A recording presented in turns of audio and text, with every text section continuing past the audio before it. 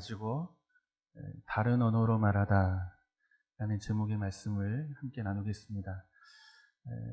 결국 방언에 관한 이야기를 함께 나눌 것인데 내용의 요지는 두 가지입니다. 첫 번째는 이 방언을 주신 이유에 관한 것이고, 그리고 이 방언을 주신 이 사건이 오늘 우리에게 어떤 의미를 가지고 있는가, 이 두 가지를 본문을 통해서 함께 확인해 보도록 하겠습니다. 우린 지난 시간 성령의 충만한 임재가 사람을 어떻게 변화시키는지 확인해 보았습니다. 베드로의 인생이 성령의 충만함 이전과 이후로 굉장히 다른 사람으로 바뀌고 변화되죠. 예수의 제자였지만 목숨을 위하여 예수를 부인하고 또 저주하고 거절하며 살던 것이 베드로의 인생입니다. 성령이 그에게 부어지죠. 그 인생이 바뀌는 거예요. 이제는 목숨을 걸고 예수를 증언하는 자로 그의 인생이 바뀌는 거죠. 어떻게 하면 이 목숨을 지킬까? 예수를 부인하던 인생이 성령의 충만함 이후 목숨을 걸고 이제 예수를 증언하는 인생으로 삽니다. 한 계집종의 말 한마디에 두려워 예수를 부인하고 도망치던 것이 베드로의 인생이에요. 그런데 이제는 유대에 있는, 예루살렘에 있는 모든 사람들 앞에 담대히 선포하죠. 예수가 하나님의 아들이라. 너희가 십자가에 내어준 예수를 하나님이 다시 살려 우리의 주가 되게 하셨노라. 예수 그리스도를 담대히 증언하는 자로 베드로의 인생이 달라지게 되는 것입니다. 이처럼 성령의 충만함은 여러분 우리의 인생을 새롭게 하는 줄로 믿습니다. 새 사람 되게 하는 거예요. 이 아침 성령의 놀라우신 은혜가 저와 여러분에게 충만하여서 하나님 편에서 새로운 사람으로 변화되어지고 새롭게 되는 은혜가 있기를 주님의 이름으로 축원합니다. 그리고 오늘 본문의 말씀을 보면 성령의 충만함과 함께 한 가지 놀라운 사건이 일어나는 것을 보게 됩니다. 다른 언어로 말하는 자들이 나타나는 거죠. 방언하는 자들이 나타나는 거예요. 성령이 어떤 모습으로 임하시는가? 우리 2절과 3절의 말씀을 한번 보겠습니다. 다시 읽어요. 같이 봅니다. 후련히 하늘로부터 급하고 강한 바람 같은 소리가 있어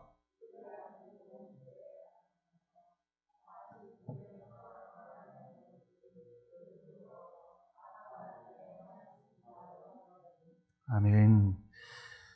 성경의 역사를 보면 성령께서 오늘 본문에 보여지는 이 강렬한 모습으로 그리고 공개적인 모습으로 등장한 일이 없습니다.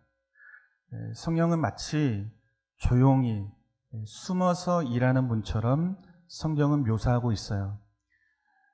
모든 만물이 창조될 당시 삼위 하나님께서 함께 모든 만물을 창조하시죠.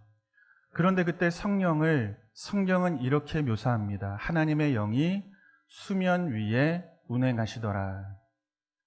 크고 큰 음성이 성령 하나님을 통해 나타났더라. 이렇게 강렬한 모습으로 성경은 성령 하나님을 묘사하지 않습니다. 마치 숨어서 일하시는 분처럼 그렇게 조용한 모습으로 성경은 성령 하나님을 묘사하고 있어요. 그런데 오늘 우리가 읽은 본문을 보면 굉장히 강렬한 모습으로 성령의 모습을 보여주고 있는 거죠. 강한 바람 같은 소리로 임하신다고 말씀하고 있는 거예요. 강한 바람처럼 오시는 거죠. 불의 혀처럼 갈라지는 형상으로, 신비로운 형상으로 그렇게 성령이 임하시는 장면을 본문이 보여주고 있는 것입니다. 그리고 4절을 보니까 그런 강렬한 성령의 임재 뒤에 성령이 말하게 하심을 따라 다른 언어로 말하는 자들, 방언하는 자들이 나타났다고 말씀하고 있습니다.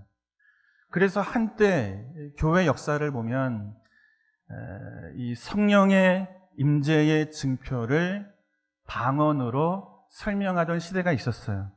그러니까 방언을 하면 뭘 받은 거예요? 성령을 받은 거죠. 그런데 방언을 못하면 무엇을 못 받은 거예요? 성령이 내 안에 안 계신 거예요. 그러니 성령이 안 계시니 그는 구원도 받지 못한 자처럼 그렇게 여겨지던 시대가 있습니다. 그렇게 방언을 굉장히 중요한 위치에 올려놓고 생각하던 시대가 있었습니다. 그러나 오순절 성령 강림의 사건에서 가장 중요한 것은 사람이 방언을 했다라는 것에 있지 않아요. 오순절 성령 강림의 사건 속에서 가장 중요한 내용은 사람들이 방언을 알아들었더라. 여기에 중요한 포인트가 있습니다. 확인해 보겠습니다. 본문 5절에서 11절 말씀이에요. 우리 한 절씩 한번 읽겠습니다. 그때의 경건한 유대인들이 천하 각국으로부터 와서 예루살렘에 머물러 있더니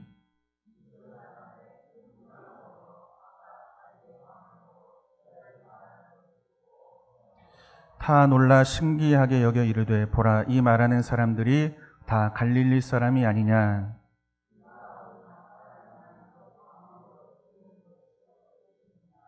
우리는 바데인과 메데인과 엘람인과 또 메소포타미아, 유대와 갑바도기아, 본도와 아시아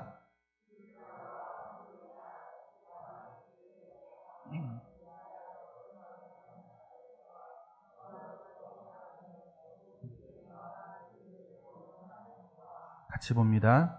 그레데인과 아라비아인들이라 우리가 다 우리의 각 언어로 하나님의 큰 일을 말함을 듣는도다 하고. 아멘. 고린도전서 14장을 보면 방언에 관한 이야기를 설명하고 있습니다. 그런데 여기서 말하는 방언은 알아듣지 못하는 방언을 설명하고 있어요. 그러니까 하늘의 신비한 언어, 영적인 언어를 고린도전서 14장은 설명합니다. 그런데 오늘 우리가 읽은 본문은, 본문에 나오는 방언은 사람들이 알아듣죠. 제자들이 자기 언어로 말하는 거예요. 자기 언어로. 그런데 자기 언어로 말하는 그 소리를 각 나라에서 온 사람들이 자기 나라의 언어로 듣는 거죠. 평소에는 언어가 소통이 되지를 않는 거예요. 그런데 성령이 임하자 제자들이 자기 언어로 하는 말을 각 나라에서 온 사람들이 자기 나라 언어로 듣는 놀라운 역사가 일어나게 되는 것입니다. 그러니까 방언을 듣는 자들이 나타나게 되었다는 것을 사도행전 2장은 우리에게 보여주고 있는 거죠. 그렇다면 이들이 무엇을 듣습니까? 제자들을 통해서 이들이 자기 언어로 듣는 내용이 뭐죠? 11절 하반절에 보니까 하나님이 행하신 큰 일을 들었더라 이렇게 말씀하고 있는 거예요. 하나님이 행하신 크고 위대하신 일을 들었다 말씀하고 있는 거죠. 우린 여기에서 방언을 주신 목적에 대하여 확인할 수 있는 거예요. 방언은 성령 강림의 증거로 제시되지 않고 모든 나라와 모든 민족에게 하나님이 행하신 큰 일이 선포되고 있다는 것을 보여주고 있는 거죠. 방언을 듣는 자들이 있다는 것을 통해서 그들이 하나님이 행하신 큰 일을 듣게 되었다는 것을 통해서 성경은 방언을 주신 목적에 대해 말씀하고 있는 거예요. 하나님이 행하신 큰 일이 이제는 유대 땅과 유대인들에게 갇혀 있지 않고 온 세계와 열방을 향해서 하나님이 택하신 모든 자들에게 하나님이 행하시는 놀라우신 일, 크고 위대하신 일, 아들 예수 그리스도를 통해서 이루어 가시는 인류를 향한 구원의 섭리와 계획을 선포할 목적으로 무엇을 주신 거예요? 방언을 주셨다고 말씀하고 있는 것입니다. 이해가 되십니까? 그러니까 뭐가 중요한 거예요? 말하는 것보다 듣게 된 것이 중요한 거예요. 모든 민족이 듣게 된 거예요. 하나님이 누구신지, 그분이 행하신 크고 위대하신 일, 죄인된 내 인생을 향하여 그분이 행하신 일, 아들을 통하여 나를 구원하신 놀라우신 역사, 그 위대하신 일을 이제는 모든 나라와 모든 열방이 유대 안에 갇혀있지 않고 모든 족속 가운데 생명의 복음이 흘러가게 되었다는 것을, 이 방언을 듣는 자들이 있다는 것을 통해 성경은 우리에게 말씀하고 있는 거죠. 그래서 주님이 제자들에게 하신 말씀이 이 말씀인 거예요. 성령이 너희에게 임하시면 너희가 권능을 받고 예루살렘과 온 유대와 사마리아와 땅끝까지 이르러 내 증인이 되라. 하나님이 하신 큰 일을 선포하는 자가 되라. 이들의 인생 안에 이루어진 놀라우신 하나님의 구원의 역사가 무엇인지를 땅끝까지 증거하는 자가 되라는 것입니다. 왜요? 듣는 자들이 있기 때문에. 자기 언어로 하나님이 하시는 일을 듣는 자들이 있기 때문에 이들에게 하나님이 하신 놀라우신 일을 증언하라. 땅끝까지 이렇게 말씀하고 계시는 것입니다.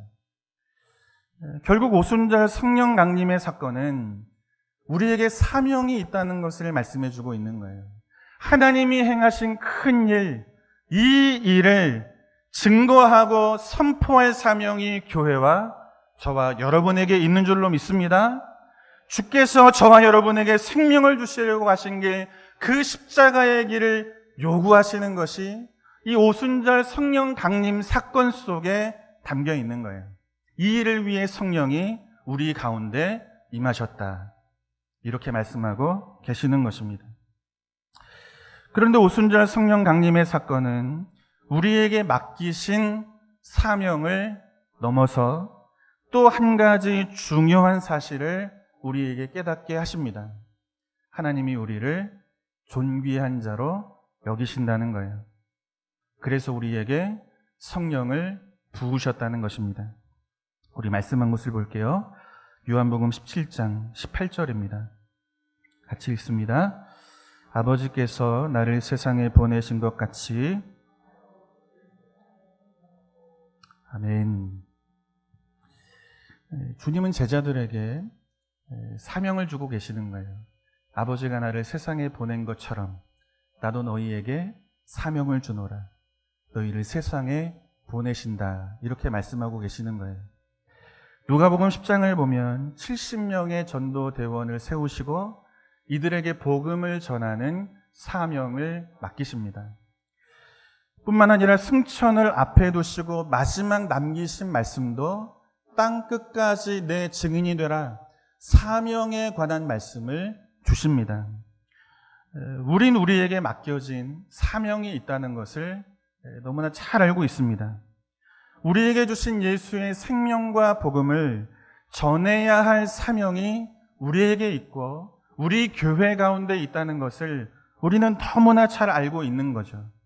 그래서 8월 10일 날 우리 교회 선교팀이 어디로 갑니까? 어디로 갑니까? 예, 아시는 분들은 기도하시는 분들, 그죠?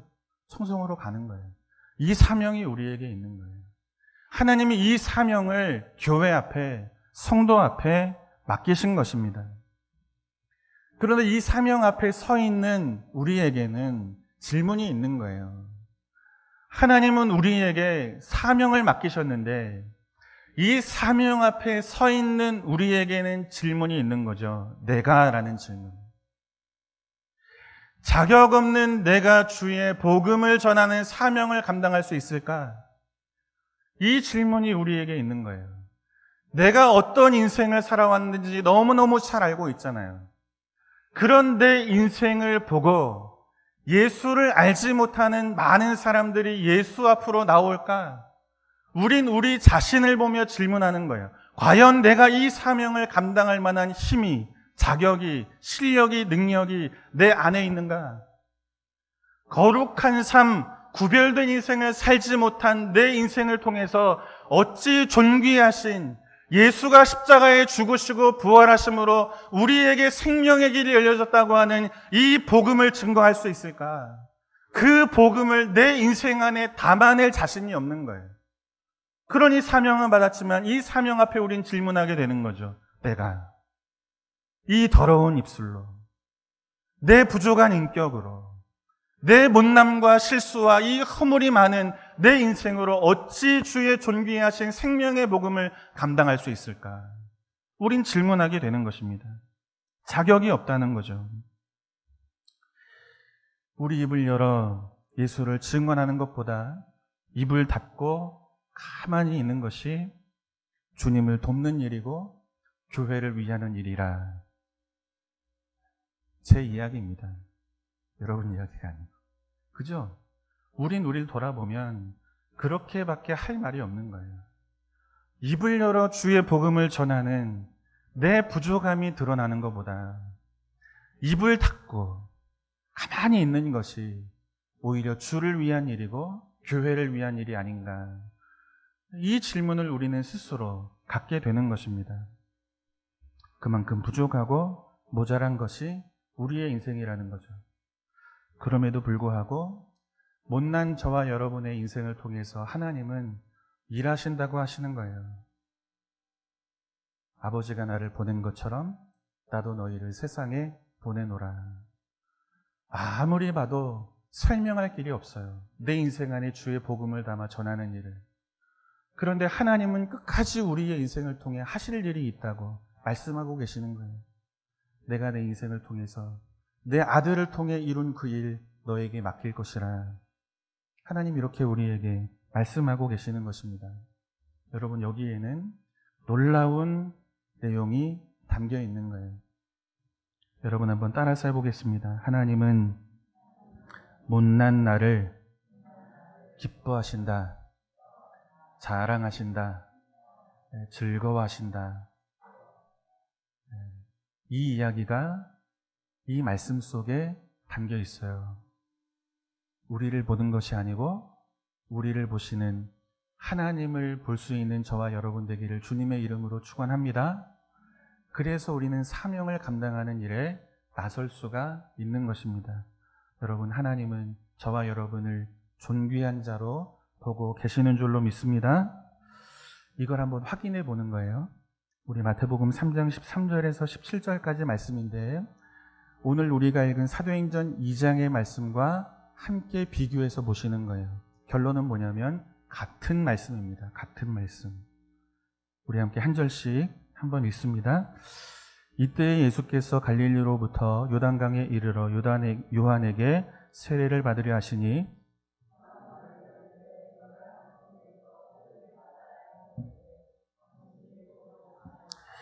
예수께서 대답하여 이르시되 이제 허락하라. 우리가 이와 같이 하여 모든 의를 이루는 것이 합당하니라 하시니 이에 요한이 허락하는지라.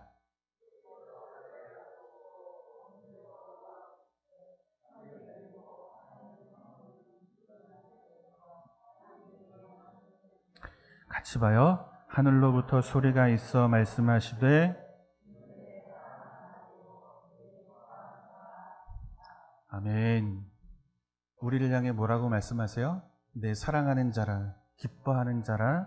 이 말씀을 오늘 본문이 우리에게 동일하게 주고 있는 것입니다. 예수님께서 세례를 받으시죠. 하늘이 열리는 거예요. 성령이 비둘기같이 예수님 위에 임하십니다. 이것이 마태복음 3장의 말씀이에요. 그리고 마태복음 4장 이어지는 말씀 그 뒤에 예수님께서 공생애를 시작하십니다. 회개하라, 천국이 가까이 왔느니라. 하나님의 구원의 역사가 시작되고 있는 거예요. 성령이 비둘기같이 예수 위에 충만하게 임하시는 거죠. 그러자 예수를 통해서 어떤 일이 시작이 됩니까? 하나님의 놀라우신 일, 크신 일, 아들 예수 그리스도를 통해서 택한 자를 구원하시는 놀라우신 구원의 역사가 예수 그리스도의 생애를 통해서 열려지고 있는 장면을 마태복음 3장과 4장이 우리에게 보여주고 있는 거죠. 그리고 하나님은 당신의 구원 역사를 이루어 가실 아들 예수 그리스도를 보시고 하시는 말씀이 이 말씀인 거예요. 내 사랑하는 자라, 내 기뻐하는 자라. 아버지가 하실 일을, 그 구원의 큰 역사를 아들이 이루어 가시는 그 모습을 보시고 아버지가 아들을 향하여 하시는 말씀이에요. 내 사랑하는 자라, 내 기뻐하는 자라. 오늘 우리가 읽은 성령 강림의 사건도 이와 다르지 않은 거죠. 하늘이 열리고 성령이 비둘기같이 임하시는 것처럼 성령이 바람같이, 강한 바람같이 불의 혀처럼 갈라지는 형상으로 마가의 다락방에 모여있는 제자들 위에 충만하게 임하시는 거예요. 그러자 이들이 입을 열어 무엇을 증언합니까? 하나님이 하시는 일을 증언하죠. 크고 위대하신 일. 예수님께서 세례를 받으시고 성령이 그 위에 임하시자 공생애를 통해서 하나님이 하시는 큰 구원의 역사를 펼쳐가시는 것처럼 오순절 성령의 강림이 제자들 가운데 임하자 이들이 가만히 있지를 못하는 거예요. 이제는 이들의 인생이 새롭게 변화되어지는 거예요. 비겁하고 두려워하던 자들이 담대한 자들이 되어서 이제는 하나님께서 이루어 가시는 그 구원의 크신 일, 예수 그리스도를 통해서 택한 자를 불러 모으시고 이들에게 생명을 주시는 놀라운 위대한 일을 이들이 그 입술을 열어 증언하는 일이 일어나고 있는 것입니다. 아들 예수 그리스도를 통해 이루시는 놀라운 구원의 역사를 제자들이 담대하게 선포하고 있는 거죠. 여러분, 무엇이 떠오르십니까? 아버지가 나를 세상에 보낸 것처럼 나도 너희를 세상에 보내노라. 아버지가 아들에게 맡겼던 일이잖아요. 그런데 그와 동일한 일, 조금도 무게가 다르지 않은 똑같은 일을 누구에게 맡기십니까? 허물 많은 우리에게 맡기시는 거예요. 부족한 우리에게 맡기시는 거예요. 자격 없는 우리에게 맡기시는 거예요. 어찌 내 더러운 인생 가운데 존귀하신 하나님, 그분이 하신 큰 일을 담을 수 있는가? 예수의 십자가 죽음과 부활이 만들어내는 이 생명의 위대한 일을 어찌 더럽고 추한 데 입술 안에 담아 예수의 이름을 선포하는 증인의 삶을 살아갈 수 있을까? 우리는 그렇게 우리 자신을 보는 거죠. 그런데 하나님은 우리를 어떻게 보십니까? 아들과 같은 위치에 우리를 두고 보시겠다는 거예요. 아들을 세상에 보낸 것처럼 이제 내 아들이 너희를 세상에 보낼 것이라, 똑같은 일을 하게 될 것이라고 말씀하고 계시는 것입니다. 우리를 그렇게 대우하시는 거예요. 우리를 어느 위치에 올려놓으십니까?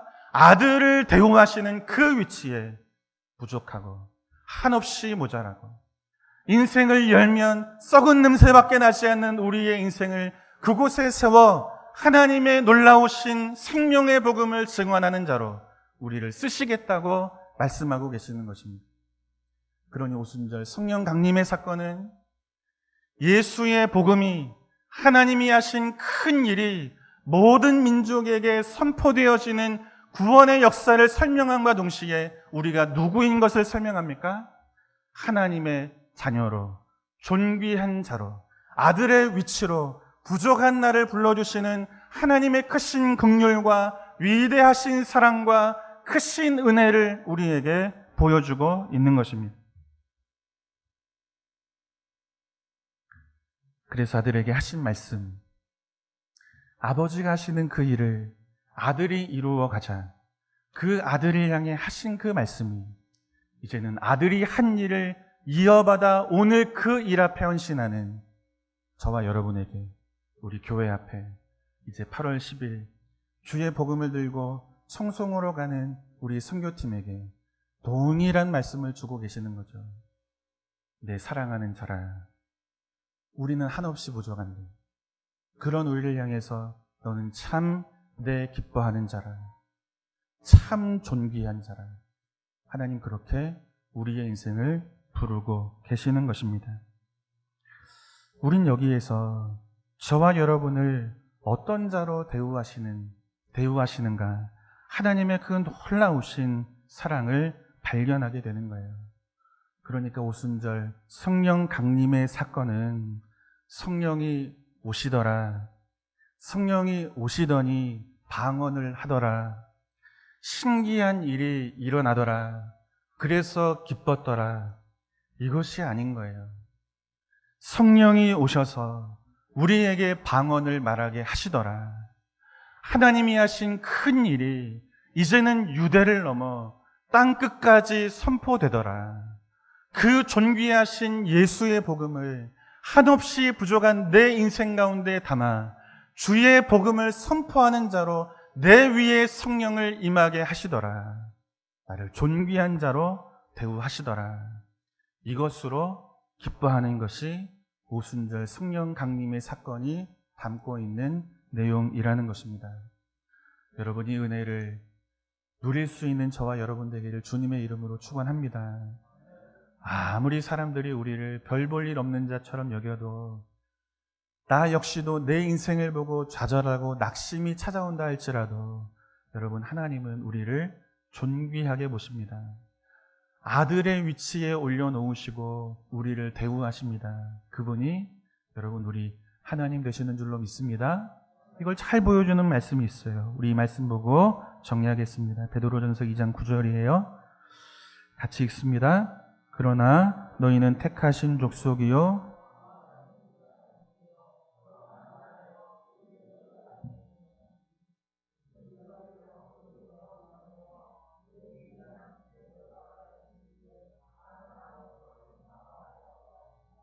아멘. 여러분, 자격 없는 것이 우리의 인생이잖아요. 그죠? 그런데 우리를 뭐로 부르세요? 어두움 가운데 살던 우리를 빛 가운데로 불러내실 뿐 아니라 택하신 족속이라 부르시는 거예요. 특별하게 뽑은 내 백성이라 말씀하시는 거예요. 왕 같은 제사장이라, 거룩한 나라라, 그의 소유된 백성이라. 우린 우리의 인생을 알잖아요. 그러나 하나님은 우리가 우리를 보는 것으로 우리의 인생을 설명하지 않으시고 당신이 우리의 인생을 설명하시는 거예요. 너희는 존귀한 자라, 거룩한 백성이라. 그 누가 무엇이라 말해도 너희는 내가 택한 내 족속이고 내 백성이고 거룩한 나라라. 우리를 존귀하게 대우하시는 것입니다. 그리고 아들에게 맡기셨던 영광스러운 그 일, 하나님의 아름다운 덕을 선포하셨던 그 일을 이제 우리에게 맡기시는 것입니다. 우리를 그렇게 대우하시는 거예요. 이처럼 오순절 성령 강림 사건은 사명을 넘어 저와 여러분을 존귀한 자로 부르시고 대우하시는 하나님의 사랑과 그분의 은혜와 복주심을 보여주고 있는 사건임을 기억하시고 늘 기쁨과 감사로 사명을 감당해가는 우리 성현의 공동체가 될 수 있기를 주님의 이름으로 축원합니다.